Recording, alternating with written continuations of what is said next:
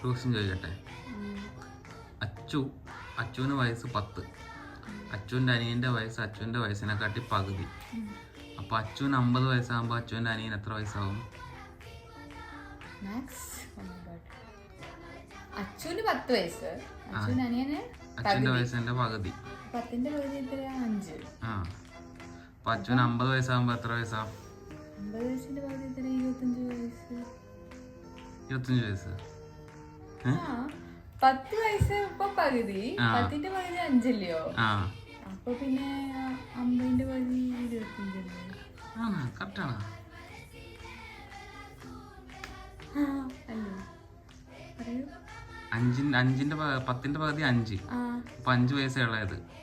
അപ്പൊ 50 വയസ്സാകുമ്പോ എത്ര വയസ്സുള്ളതാ? Oh my God, 55. Oh yeah